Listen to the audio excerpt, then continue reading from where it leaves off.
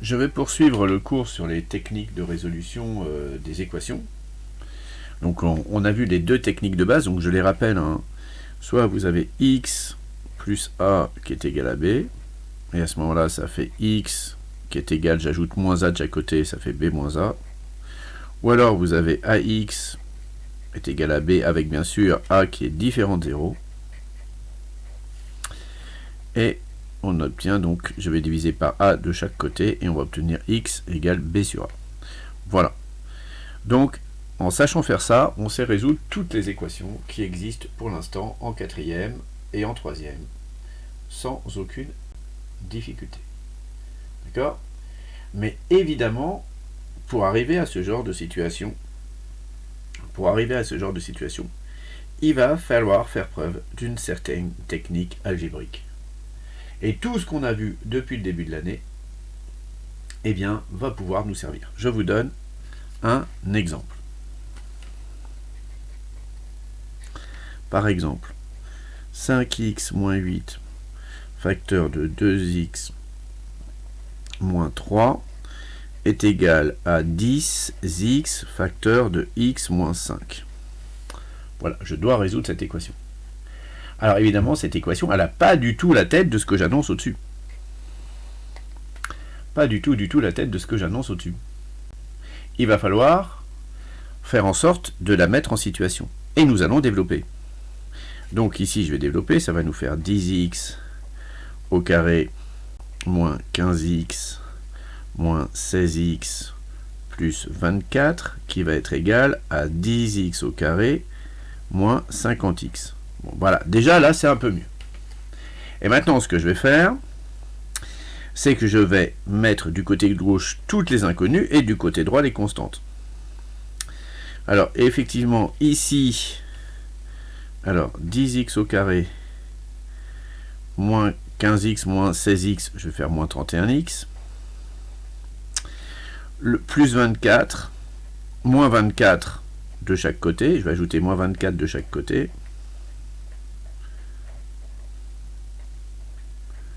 Voilà, et ces deux nombres-là vont se barrer, vont s'éliminer.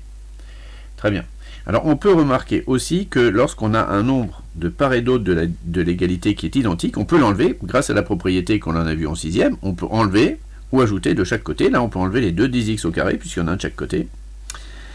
Et je vais ajouter 50x de chaque côté pour enlever le moins 50x qui était là, donc ça va me faire 31x plus 50x est égal à 50x moins 50x.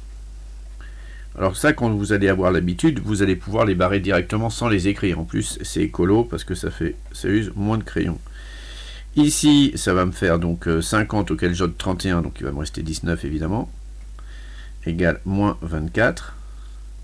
Et après, voilà, j'arrive à quelle situation? Alors à laquelle situation je suis arrivé? Je suis arrivé à celle-là. Voilà. Je suis arrivé à celle-là. Et donc, qu'est-ce que je vais faire? Eh bien, je vais diviser de chaque côté par 19. Et je vais avoir comme solution x égale moins 24 19e. Voilà. Voilà la solution de cette équation. Mais cette équation, elle n'était pas, dès le départ, facile à appréhender parce qu'il fallait savoir développer. Alors, est-ce qu'on va revoir beaucoup de chapitres de l'année dans ce chapitre sur les équations? Évidemment, puisque c'est un chapitre de fin d'année, on va évidemment revoir beaucoup de choses. Donc là, je vous ai donné un exemple où nous allons utiliser le développement. Je vais vous donner maintenant un exemple dans lequel on va utiliser les fractions. Alors, un deuxième exemple. 3x moins 4 sur 8 plus x est égal à 1 moins x moins 3 sur 2. Voilà. Donc là, nous avons une équation qui s'écrit avec également des fractions.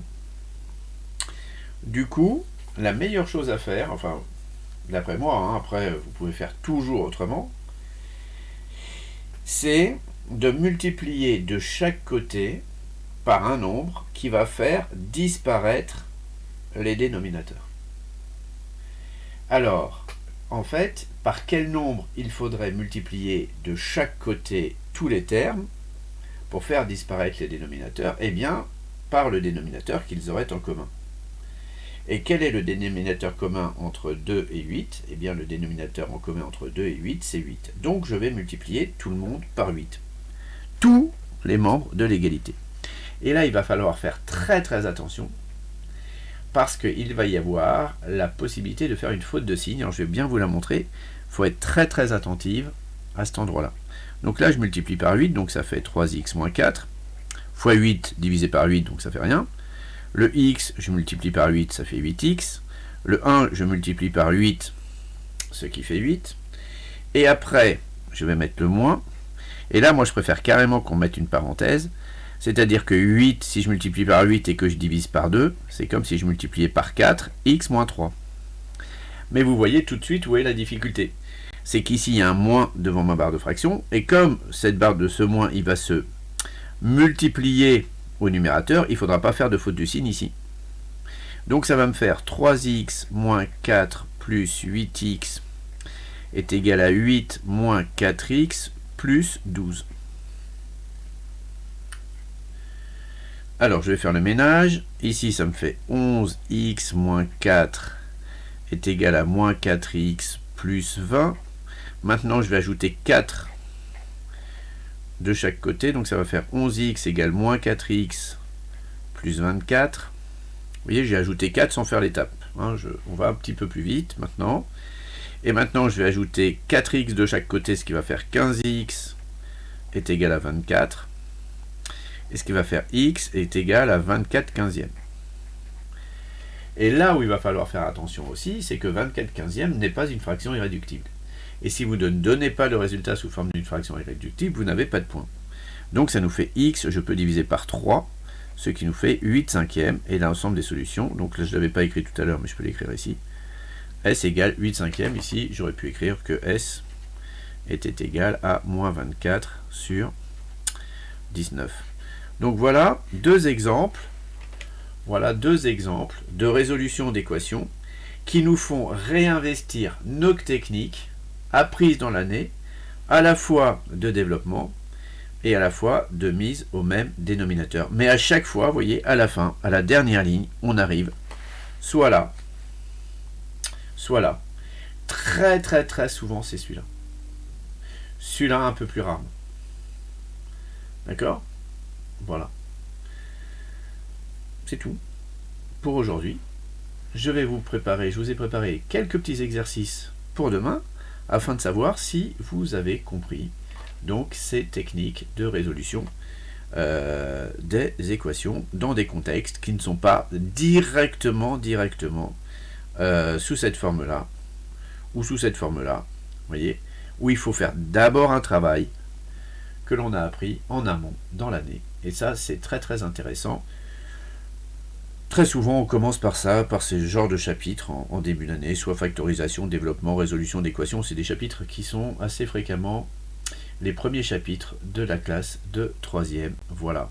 Je vous souhaite une excellente journée. Je vous laisse avec les petits exercices à faire. Nous les corrigerons demain. Bonne journée à toutes et bon courage pour ces exercices.